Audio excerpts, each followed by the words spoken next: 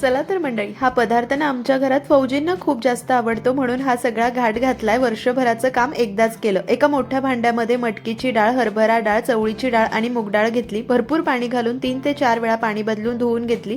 भरपूर सारं पाणी घालायचं आणि 7 ते 8 तास भिजवून घ्यायची. रात्री उशिरा भिजवायची, सकाळी छान भिजली आहे. एकदा धुवून अर्धा तास चाळणीवर पाणी निथळायचं. नंतर डाळ मिक्सर जारमध्ये काढायची. अजिबात पाणी न घालता हलकी रवाळ वाटायची. मध्ये मध्ये मिक्स करायचं म्हणजे छान वाटली जाते.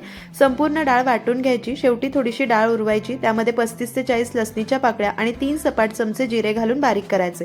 नंतर हळद, लाल तिखट, धने पूड, हिंग, मीठ आणि बारीक चिरलेली कोथिंबीर घालून एकजीव करायचं आणि 10 मिनिटं झाकून ठेवायचं. 10 मिनिटांनंतर उन्हामध्ये प्लास्टिक शीटवर वडे मस्त तोडून घ्यायचे, म्हणजे सांडगे. आणि भरभर करायचे असेल तर पायपिंग बॅग किंवा मिठाच्या पिशवीमध्ये मिश्रण घालायचं, कट करायचं. 10 मिनिटात 1 किलोचे सांडगे तोडून होतात. 3 ते 4 दिवस वाळवायचे. सविस्तर रेसिपी चॅनलवर आहे. टायटलमधल्या त्रिकोणावर क्लिक करून